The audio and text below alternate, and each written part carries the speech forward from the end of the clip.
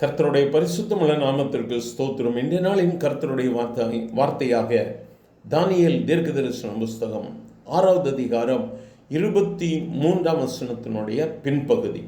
தானியேல் கெபியிலிருந்து தூக்கிவிடப்பட்டான்.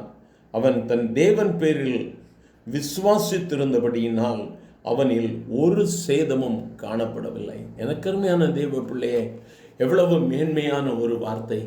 நம் அனைவருக்கும் தெரியும், தானியேல் சிங்கத்தின் கெபியிலே போடப்படுகிறான்.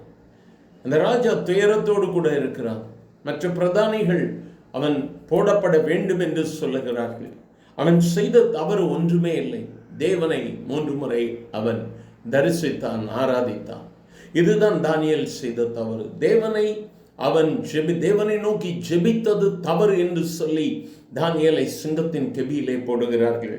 ஆனால் வேதம் சொல்லுகிறது, அவன் தேவன் பேரில் விசுவாசித்தபடியினால் அவனிலே ஒரு சேதமும் ஏற்படவில்லை.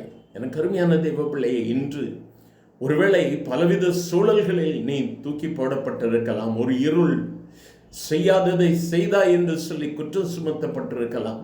எடுக்காததை எடுத்தாய் என்று சொல்லி குற்றம் சுமத்தப்பட்டிருக்கலாம். ஏதோ ஒரு சமாதான குறைவு உன் குடும்பத்திலோ உன் வேலை ஸ்தலத்திலோ எங்கோ ஒரு இடத்துல நீ குறைவுபட்ட இந்த நாளிலும் இந்த வார்த்தைகளை கேட்டுக்கொண்டிருக்கலாம். உன்னை தூக்கி குற்றம் என்று சொல்லுகிற இருளிலே போட்டு விட்டார்கள். நீ செய்ததற்கு இதுதான் தண்டனை என்று சொல்லி வார்த்தைகளினால் உன்னை அவர்கள் காயப்படுத்தி இருக்கலாம். உன்னுடைய உள்மனம் மிகவும் காயப்பட்டிருக்கலாம். ஆனால் ஒன்று மட்டும் நிச்சயம், நீ தேவனை நம்பி இருக்கிறபடியினால் அவர் உன்னை நிச்சயமாக கைவிட மாட்டார். The king was overjoyed and ordered that Daniel be lifted from the den. Not a scratch was found on him, for he had trusted in his God. அவனிலே சேதம் ஒன்றுமே இல்லை. இந்த இடத்துல வேதம் சொல்லுகிறது, அவனிடத்தில் ஒரு ஸ்கிராச் கூட இல்லை அவன் உடம்புல. நம்முடைய தேவன் சர்வ வல்லமை உள்ள தேவன். என் ஆண்டவரை நம்பி வந்திருக்கிற ஜனம் ஒரு நாள் வெட்கப்பட்டு போவதில்லை. நீ இயேசுவை நம்பி வந்திருக்கிறாய் அல்லவா, சொர்ந்து போகாதே. அவர் உன்னை பலப்படுத்துவார். ஒருவேளை இன்று நீ சிங்கங்களின் கெபியிலே போடப்பட்ட வண்ணமாய் பொல்லாதவர்களின் மத்தியிலே நின்று கொண்டிருக்கலாம். அநேக நன்மையான ஏவுகளை இழந்து போய் நின்று கொண்டிருக்கலாம். எனக்கு அருமையான தேவ பிள்ளையே, பயப்படாதே, கலங்கி போகாதே, சோர்ந்து போகாதே. இயேசுவுக்காக எழும்பு.